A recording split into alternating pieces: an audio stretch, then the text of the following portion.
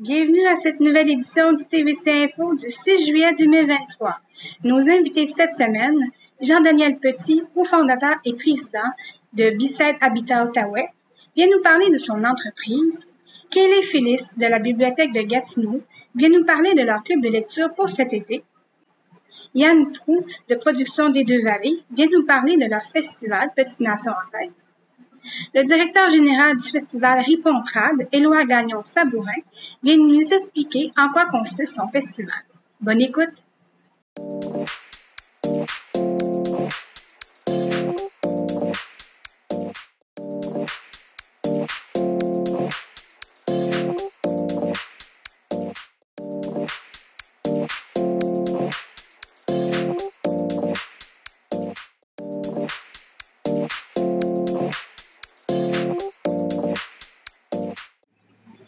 Bonjour, Monsieur Petit. Bonjour. Donc, je vous invite aujourd'hui car vous êtes le président et cofondateur de B-Side Habitat Outaouais. Vous avez acheté plusieurs acres de terrain dans la région de l'Outaouais, dans la Petite Nation plus précisément, pour faire de la préservation de territoire. Donc, premièrement, B-Side Habitat, ce sont des milieux de vie qu'on crée dans des habitats naturels préservés. Donc, notre objectif, c'est de rapprocher l'humain de la nature et de faire de la conservation par le fait même. Et dans le cas précis de B-Side Habitat Outaouais, on a fait l'acquisition d'une terre d'environ 750 acres. Et on protège 80% de ce territoire-là à vie, à perpétuité. Donc, il n'y aura aucun développement. Okay. Et pour être capable de faire ça, on développe 20% du territoire en lots qui sont ensuite vendus pour que les gens puissent soit y habiter ou faire la location de chalets. Donc, c'est notre objectif là, dans le cadre de ce projet. OK. Puis sur ce 20% de territoire-là que vous allez développer, est-ce que vous pouvez m'expliquer un petit peu, là, oui, vous allez développer des chalets, mais comment ça va fonctionner? Oui, donc on subdivise 48 terrains qui sont ensuite vendus à des particuliers. Donc, tout le monde qui sont intéressés peuvent acheter et les gens se construisent un des modèles d'habitation qu'on a créé. Une chambre, 2 chambres ou 3 chambres et ils peuvent y habiter à l'année s'ils veulent.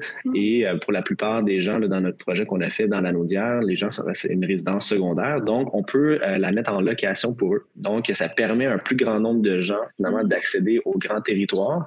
Et pour les acheteurs, en fait, là, de pouvoir tourner leur achat en investissement, donc en partageant les revenus locatifs là, au niveau de ce chalet-là.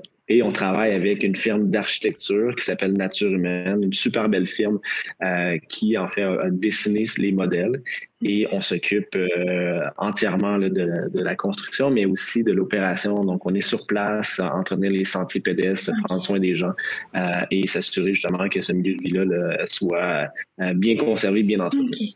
Ben justement, quand vous parlez de sentiers pédestres, puisqu'il va y avoir 80% du territoire qui va être protégé, est-ce qu'il va y avoir des sentiers pédestres dessus ou c'est vraiment là, il va y avoir, si on veut, les gens ne pourront pas aller sur le territoire ou en tout cas presque pas? En fait, il y a deux secteurs. Donc, il y a tout ce qui est zone humide, qui a une très grande valeur au niveau de la biodiversité. On n'a pas accès du tout. Donc, ça, on veut vraiment s'assurer qu'il n'y ait aucun travaux, aucun accès. Ensuite, la forêt mature, il y a des sentiers de façon très léger, en fait, comme infrastructure, pour que les gens puissent justement se promener sur l'ensemble du territoire, avoir accès, donc que ce soit à pied, que ce soit en vélo, l'hiver en raquette ou en ski de fond. Donc, c'est vraiment l'objectif.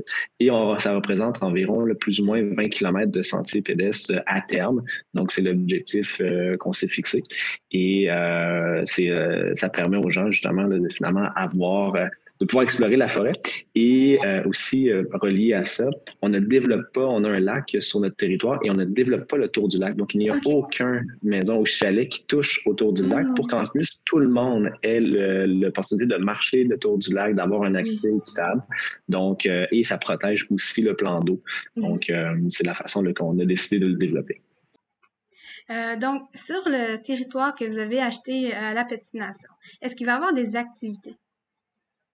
Oui, très bonne question. En fait, il va y avoir deux aspects. Il va y avoir un côté maraîcher. Donc, il y a un secteur qui est déjà en friche et on va en fait offrir à un agriculteur, agricultrice locale de pouvoir opérer cette partie-là et de vraiment avoir une petite opération maraîchère à échelle humaine. Donc, on pense que tout le monde va pouvoir en bénéficier. Et de l'autre côté, on a aussi une programmation annuelle où on invite les gens à faire des activités comme la cueillette de champignons, observer différentes espèces d'oiseaux, des cours de planche à pagaie sur le lac, que ce soit aussi des cours de pêche. Donc, il y a une belle qualité de pêche là, sur le lac. Donc, notre objectif, en fait, c'est vraiment d'avoir une programmation culturelle tout au fil de l'année, puis les gens puissent apprendre, en fait, des savoirs que on avait nos parents, nos grands-parents avec acquis durant plusieurs années. On est en train de perdre ça. Donc, notre but un peu, c'est de le ramener et de s'assurer que ça soit que ça perdure dans le temps. Et on va travailler en fait avec la communauté locale pour pouvoir faire la prestation de ces activités-là. Parce que nous, on n'est pas des experts dans tout ça. Donc, on travaille avec des gens qui, eux, c'est leur expertise, puis on les met de l'avant. Je sais que Beside Habitat, c'est comme au départ un magazine. Donc, est-ce que vous pouvez expliquer un petit peu là, aux téléspectateurs comment ça a commencé tout ça? Ben oui, c'est un drôle faut dire, d'histoire dans le sens où il y a 7 ans, on a parti l'entreprise avec un magazine papier qui s'appelle B-Side, qui est disponible au Québec, mais aussi au Canada anglais, un peu aux États-Unis, et il est disponible en français et en anglais. Et le magazine B-Side avait pour mission de créer des ponts entre l'humain et la nature. Donc, on utilisait la culture pour pouvoir justement que les gens se réintéressent. Donc, on parle d'agriculture, on parle de littérature, de design, mais on parle aussi de toute notre relation au territoire et on met de l'avant en fait, les gens autour de nous et tous ceux là, qui ont une belle relation justement avec la nature. Et ce magazine-là a évolué, a pris de plus en plus d'ampleur et est devenu une plateforme numérique où on poursuit avec des contenus court format, long format, vidéo, audio. Et ça nous a permis de bâtir finalement une belle communauté de gens qui ont un système de valeurs qui est proche des nôtres, très proche de l'environnement. Et on rejoint plus ou moins environ 200 000 personnes. Et on est arrivé à un point où on s'est dit, ben, si on veut rapprocher l'humain de la nature, ça serait bien que littéralement, on ait un endroit pour accueillir les gens, qu'on puisse les inviter. Et c'est là que la notion de Beside Habitat, de créer des milieux de vie qui nous permettraient de faire de la conservation de territoire, est arrivée. Et là, finalement, mais c'est devenu un grand modèle qui est ce qu'on voit maintenant. OK. Je vous remercie beaucoup, Monsieur Petit. Et merci beaucoup pour l'invitation, puis au plaisir de vous accueillir sur le site.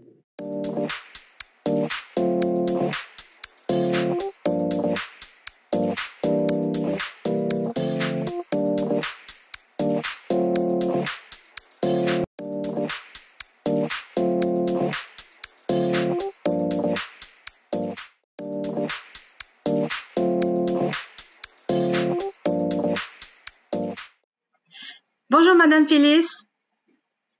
Bonjour. Donc, je vous ai invité aujourd'hui car vous êtes chef de section à la Bibliothèque de Gatineau. Et il y a un club de lecture TD qui a lieu du 17 juin au 20 août pour les enfants de 1 an à 17 ans à chaque année dans les bibliothèques un peu partout au Québec, mais à Gatineau aussi. Donc, est-ce que vous pouvez me dire un petit peu là, qu'est-ce que c'est le club de lecture TD? Oui, alors c'est un club national, alors partout au Québec, partout au Canada, dans les bibliothèques municipales, on invite les jeunes à lire pendant l'été, à avoir du plaisir à lire, à jouer à des jeux, découvrir de nouvelles choses, participer en famille ou seul à des activités animées, des activités chez soi, peu importe. L'objectif, c'est de lire et d'avoir du plaisir. Et puis à Gatineau, en lisant, on peut gagner des prix. OK. Puis, quel genre de prix est-ce que les participants peuvent gagner? Oui, alors, dans le fond, il y a plusieurs sortes de prix tout au long de l'été. L'idée derrière tout ça, c'est plus qu'on lit de livres, plus qu'on a de coupons de participation, donc plus qu'on a de chances de gagner. Les prix, c'est des cartes cadeaux en librairie pour continuer à lire, à des places pour des jeux comme l'As des jeux et l'Échelle du monde pour jouer, parce qu'on peut aussi lire quand on joue à des jeux de société, par exemple. On a aussi des cartes cadeaux pour des expériences, des sorties en famille, comme à Mont-Cascade, à Altitude Gym, le centre de plein air de la Lièvre, et puis plusieurs autres prix qu'on peut tirer tout au long de l'été, qu'on peut gagner, pardon. OK. De la fin de l'été, on a aussi des grands prix, donc encore une fois des cartes cadeaux, mais des consoles de jeux Nintendo Switch et des trousses de robotique et bien plus. Oh, fait que les enfants qui vont participer au Club TD vont être bien gâtés. Oui, c'est ça, exact. Ben, on veut leur donner le goût de lire, puis ces prix-là, c'est un incitatif de plus pour encourager la lecture. Puis en gros, le but du club de lecture de TD, c'est quoi? Oui, alors comme je mentionnais, on veut donner le goût de lire aux enfants, puis ça c'est parce que on veut essayer de contrer la glissade de l'été. Alors la glissade de l'été, c'est un phénomène par lequel les jeunes, quand ils sont pas à l'école, ils lisent moins, donc ils perdent des acquis qu'ils ont gagnés au courant de l'année scolaire. Et puis il y a vraiment plusieurs études qui démontrent que plus que les enfants lisent pendant l'été, plus qu'ils sont aptes à recommencer l'école, moins ils ont perdu de connaissances de l'année précédente. Alors c'est vraiment un facteur important dans la réussite éducative. Donc, ça, c'est en plein cœur de notre mandat à la Bibliothèque de Gatineau. Et puis, dans le fond, tu sais, lire pendant l'été, ça peut prendre toutes sortes de formes. Alors, à la bibliothèque, on essaie beaucoup de miser sur le plaisir. Ça veut dire qu'on peut lire des romans, on peut lire des BD, des revues, mais on peut aussi lire des livres de recettes puis cuisiner. On peut jouer à des jeux de société puis lire en jouant. On peut écrire, on peut faire ça avec nos parents en famille ou les jeunes un peu plus vieux peuvent faire ça seuls.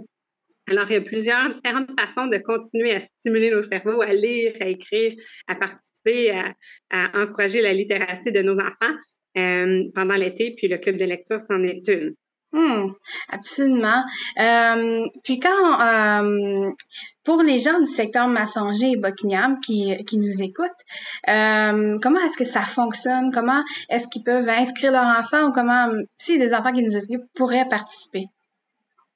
Oui, alors, il y a différentes façons de s'impliquer dans le club de lecture, mais à la base, c'est de passer à la bibliothèque et puis de dire, j'aimerais participer au club de lecture.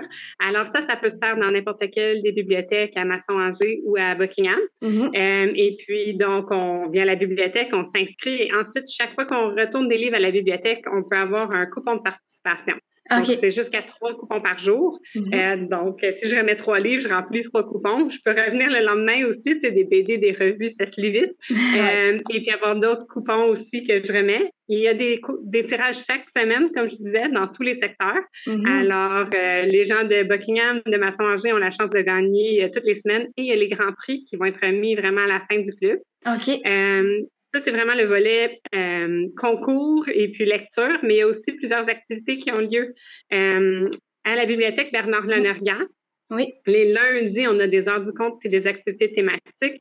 Les mardis, on a une activité qui s'appelle les aventuriers. Donc, c'est des jeux, des quiz sur les civilisations anciennes en lien avec le thème du club cette année. Puis les mercredis, on a des activités de création bricot dans le genre DIY. En plus de ça, on a des activités dans le parc. Alors, dans le fond, on va à 3 parcs dans votre coin cet été. On va au parc Gilles Maisonneuve, on va au parc du 8 octobre 1906 et puis au parc Joseph. Et puis, il y a diverses dates. On peut aller voir sur Profite de l'été, le site web où est-ce qu'il y a toutes les activités extérieures à la ville de Gatineau cette année. Et puis, dans le fond, à 9h30, chaque semaine, dans un de ces parcs-là, on a une lecture dans le parc, des activités de lecture, de bouquinage, d'activités pour les tout-petits, suivi d'un pique-nique. Donc, encore du jeu, de l'échange de livres et puis des petites collations santé. Ben, et puis, après, tout ça, c'est gratuit. Les activités sont de libre participation. Puis, pour le club de lecture, il faut simplement s'inscrire sans coût, juste se présenter sur les lieux avec une carte Accès Gatineau qui est aussi disponible gratuitement aux résidents du territoire de la ville de Gatineau. Parfait. Ben, l'invitation est lancée. Je vous remercie beaucoup, Madame Phyllis, pour toutes ces informations-là. Super. Ben, merci beaucoup à vous.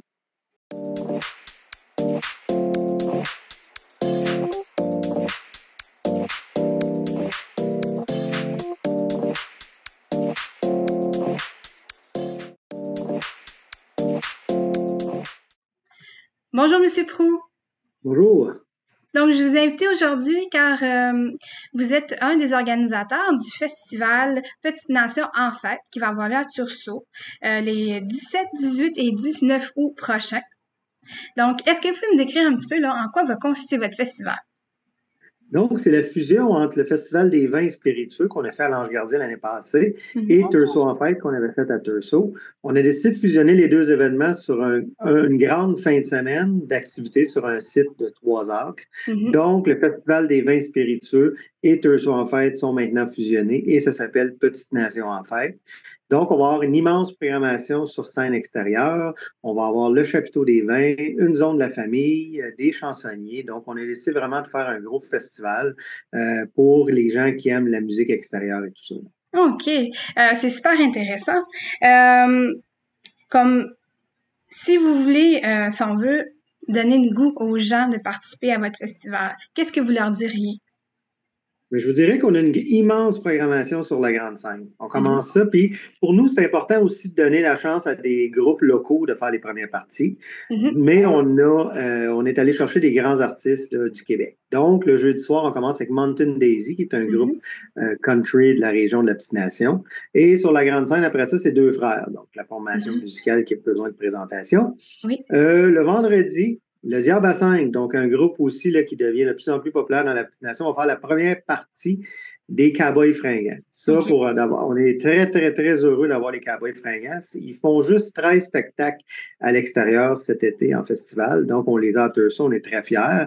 On devrait recevoir environ entre 8 et 9 000 personnes là, lors de cette soirée-là. Et le samedi, c'est The Rock Show, un groupe encore local qui va assurer la première partie d'un spectacle qui est monté exprès pour Thurso. Donc, c'est l'humoriste P.A. Méthode qui va monter un spectacle rock. Donc, on est habitué de le voir, P.A. Méthode, là, souvent à TVA avec des spéciaux, des spectacles spéciaux. Donc là, on va le voir avec Martine Sinclair, Ludovic Bourgeois, Brigitte Boisjoli, Jonas. Donc, ça va être un spectacle de 3 heures de rock québécois, rock américain, rock canadien. Donc, ils vont nous faire visiter là, l'univers du rock pendant 3 heures. Donc, ça, c'est vraiment la programmation sur grande scène. Et on a un immense chapiteau le vendredi et samedi. Et là, les gens vont pouvoir se promener dans le chapiteau et découvrir jusqu'à 220 spiritueux. Donc, les gens vont pouvoir déguster, découvrir. Et on a monté une grande route internationale des vins. Donc, les gens vont pouvoir venir déguster les vins et spiritueux en se promenant.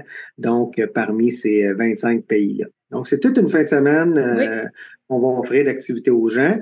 On n'a pas oublié la famille non plus. On a fait une entente avec Experio, qui est une compagnie de l'Outaouais, avec des jeux géants. Donc, on va avoir 9 stations de jeux géants pour toute la famille. Toute la famille va pouvoir venir s'amuser, les enfants et tout ça. Et dans le jour, on va avoir des chansonniers sur scène. On a 5 food trucks qui vont être là, une immense terrasse. Donc, c'est vraiment un festival là, pour toute la famille au cœur de Thurso. Puis, un festival comme le vôtre, en quoi c'est important pour la région? C'est certain que ça a un impact économique important. Juste, nous, on a décidé d'aménager un terrain de camping parce qu'on ne se cache pas à Thurso, il n'y a pas énorme, il n'y a pas d'hébergement. Donc, c'est des gens à travers le Québec qu'on va accueillir cette fin de semaine-là à Thurso. On est rendu à une 50aine de caravaniers déjà là, qui ont réservé leur espace. Donc, ça a un impact pour une région aussi. Et je vous dirais, vu que les Cowboys fringants ne sont pas en spectacle dans le coin de la Rive-Nord, des Laurentides, ben, il y a énormément de gens qui vont venir à Thurso cette fin de semaine-là pour venir voir les Cowboys fringants en spectacle. Donc, ça amène des retombées économiques pour toutes les entreprises. Et il ne faut pas oublier, nous, on a quand même comme politique les productions Les Deux Vallées qui organisons, l'organisme qui organise l'événement, de faire affaire localement. Donc, ProSon font nos sons, font notre sonorisation, d'autres fournisseurs locaux de l'Outaouais aussi. Donc, ça a un impact intéressant là, sur l'économie de la région. OK. Puis si les gens ils veulent participer au festival, est-ce qu'il y a un coût? Comment où est-ce qu'ils peuvent aller chercher les billets, ces choses-là?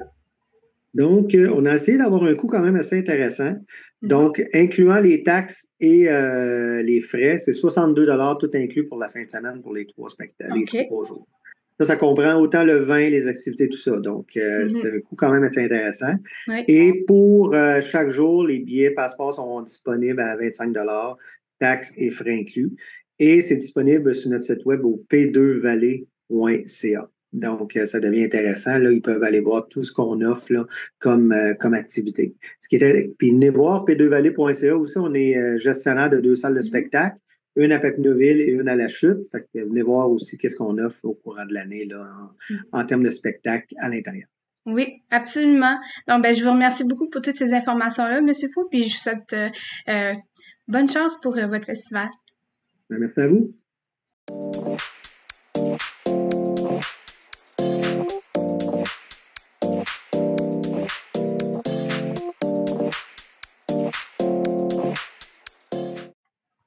Bonjour, Monsieur Gagnon-Sabourin. Bonjour. Donc, je vous invite aujourd'hui car vous êtes le directeur général du festival Ripontrad qui va avoir lieu du 14 septembre au 17 septembre 2023. Donc, ça va être sa 4e édition. Donc, est-ce que vous pouvez m'expliquer un peu en quoi consiste le festival Ripontrad? Dans le fond, c'est un festival qui mise sur la musique traditionnelle québécoise. Donc, ça se déroule sur 4 jours. Donc, on a un jeudi soir qui est une première soirée qui est entièrement féminine cette année. On a 3 groupes féminins, dont des groupes locaux, des groupes qui viennent d'un peu partout du Québec aussi. Ça se poursuit ensuite le vendredi. C'est un spectacle sous chapiteau. Là, on a un 5 à 7 là, avec un espace où on a des food trucks, l'espace pour manger, pour danser. On a une danse calée pendant cette soirée-là. Puis ça finit avec des spectacles sous grand chapiteau là, avec le groupe Galant Tu perds ton temps et le groupe Le Diable à 5, groupe local dont je fais aussi partie. OK. Et ensuite, le festival, là, ça se déroule là, la journée iconique, disons, du festival, c'est le samedi en journée. Donc, on a des spectacles acoustiques qui se déroulent partout dans le village, dans une dizaine de lieux, là. Donc, ça se déroule dans l'église, dans le marché public, sur nos sites du festival, mais aussi dans des maisons d'habitants du village. Donc, c'est des concerts acoustiques super intimistes avec des petits publics. Donc, c'est des spectacles de 45 minutes où les gens sont vraiment très près des artistes. Fait que c'est le village au complet, dans le fond, pendant une journée est en fête, là, qu'il y a des concerts un peu partout dans le village comme ça. Tout le monde se circule dans le village. On a des rues de barrées, de l'animation de rue. Tout ça termine ensuite. On revient sur notre site principal du festival, qui est pas loin de la salle municipale, où on a encore une fois là, des food trucks, la nourriture, un groupe qui vient clôturer ça. Puis ensuite, ça se déplace sous le chapiteau. Là, cette année, on a la chance d'avoir 3 groupes pour notre gros spectacle du samedi. Donc, Frères et Frac, un groupe local de très talentueux musiciens du coin. On a aussi Le Rêve du Diable, un groupe iconique aussi de la musique traditionnelle là, qui est en opération depuis une quarantaine d'années. Puis ça se termine avec Solo, qui est un spectacle conjoint des groupes de temps en temps, et Le Vent du Nord. Puis finalement, le dimanche matin, on a des activités un peu plus familiales, grand public, c'est gratuit, donc ça se déroule sur le site du festival encore. On aura une offre alimentaire aussi de déjeuner à ce moment-là, puis c'est un moment pour bien clôturer le festival, tout le monde ensemble. Puis, quel est votre objectif pour cette année? Notre objectif, c'est ça, quand on se mettait des objectifs, l'an dernier, là, on a eu un 4000 festivaliers durant la fin de semaine. Cette année, on vise à avoir 5000 festivaliers qui viennent à Ripon. Okay. Dans nos chiffres, on a un peu plus de la moitié là, qui viennent de la Petite Nation, d'une vingtaine de pourcents qui proviennent de l'Outaouais, le reste provient de l'extérieur. Donc, c'est sûr qu'on veut faire découvrir notre belle région à des gens de l'extérieur, mais on est vraiment, vraiment content d'avoir des gens du coin qui participent. C'est vraiment un événement là, qui rassemble tout le monde, des gens qui aiment un peu de tout style de musique dans la région. Puis la musique traditionnelle à Ripon, dans la Petite Nation, ou même en Outaouais, là, c'est quelque chose de très fort, qui est très rassembleur, qui rejoint beaucoup de gens. Donc, on espère aussi réussir à rejoindre beaucoup de gens locaux comme ça, mais aussi peut-être augmenter notre part de gens qui viennent de l'extérieur pour découvrir la région, puis découvrir notre façon qui est, je veux dire, la musique traditionnelle, c'est quelque chose d'accessible à la grandeur du Québec, mais dans la Petite Nation, on trouve qu'on a un petit quelque chose, il y a différents groupes de musique traditionnelle dans le coin ou des événements comme ça. Notre fibre, c'est un peu justement d'être chaleureux, super accessible, de créer un événement où tout le monde est super inclusif, tout le monde est ensemble, puis ça crée un happening, si vous me permettez le terme anglais, là, c'est juste tout le monde se ramasse là, puis le mot circule, donc on veut faire découvrir ça aussi aux gens de l'extérieur, puis à quel point c'est un beau village, puis une belle région dans le coin. En quoi c'est important de promouvoir puis de permettre à des groupes de musique traditionnelle du Québec d'avoir comme un festival comme le vôtre? Mais je pense que il y en a plusieurs au Québec, là. Il y en a près d'une trentaine de festivals qui sont axés vers la musique traditionnelle. Je pense que c'est pas trop, là, parce que la musique traditionnelle, c'est quelque chose, ça fait longtemps que c'est dans le paysage. Les gens, souvent, vont avoir en tête 1, 2, 3 chansons de musique, là, la zigazon, peut-être la tourtière, des chansons qui passent plus dans le temps des fêtes, mais ça fait longtemps que c'est dans le paysage québécois. Puis c'est ça, on dirait que c'est comme un peu cantonné chez les gens à différentes parties dans l'année, puis ça reste un peu figé comme des années 60, 70, un peu quelque chose de vieux où les gens, tu sais, souvent font même des petits mouvements de bras là, quand on parle de musique traditionnelle, mais en réalité, la musique traditionnelle, ça continue d'évoluer. Puis il y a plusieurs groupes qui existent, super talentueux. Puis dans la musique traditionnelle, ben, tu sais, il y a des choses qui sont plus justement traditionnelles pures, là, qui vont rester dans le plus pur de la tradition. Puis il y a des choses qui vont s'en éloigner un peu. Il y a des influences de d'autres styles musicaux. Fait que c'est quelque chose de très vivant, très dynamique. Donc, pour répondre à la question, moi, ce que je trouve vraiment important, tu sais, puis ce que je trouve qu'on apporte, ben, c'est donner une vitrine à ces artistes-là, à ces artistes de la relève, des artistes de la région. Au fil d'un événement qui a sa couleur, qui est festif, un événement qui est super rassembleur. Donc, chaque événement comme ça qui peut donner une vitrine pour la musique trad, puis sortir un peu de son contexte d'un événement justement là, super ancré dans des stéréotypes un peu. Là, ben, chaque événement qui fait ça, moi, je pense que c'est un pas de plus dans la bonne direction. Puis ça va permettre aux gens d'être amenés à écouter ce genre de musique-là, qui n'écouteraient peut-être pas tout seul chez eux, puis peut-être à commencer à en écouter, commencer à aller dans différents événements comme ça. Donc, ça crée des opportunités pour des groupes qui continuent à jouer de la musique traditionnelle d'une façon super créative. Absolument. Puis pour, si on veut, les téléspectateurs qui seraient intéressés à acheter des billets, à savoir le coût, où est-ce qu'ils vont pour ça? Dans le fond, toute l'information se trouve sur notre site web, c'est ripontrad, ripontrad.ca. Donc, les billets, on peut les acheter en ligne à cet endroit-là. On a aussi 3 points de vente dans la région de la Petite-Nation pour les gens qui préféraient acheter un billet physique. C'est le même prix, mais ça se trouve au Brasses Camarades à Saint-André-Avelin. Sinon, à Ripon même, on a à la station Daniel et à l'Intermarché où on peut acheter des billets. Donc, jusqu'au 1er juillet prochain, on a les billets en pré-vente, des passeports pour la fin de semaine avec un concert là, qu'on a cette année. C'est le Cœur de Pomme qui vient faire une chorale trad, dans le fond, le samedi matin. Donc, c'est un billet qu'on achète séparément du passeport. Donc, tout ça, c'est en vente à partir de maintenant à un prix spécial sur notre site web ou dans les points de vente. Puis à partir du 1er juillet, ben, on va avoir différentes options, là, des billets de jour qui vont être à vendre aussi. Mais le prix, c'est sûr que le prix de passeport va augmenter un peu à ce moment-là. Puis, c'est combien, en fait, le prix spécial des passeports? Dans le fond, là, ça coûte 60$ pour le passeport pour les 4 jours de festivités, toutes taxes et frais inclus. Fait que c'est un 60$ qui sort de vos poches. Parfait.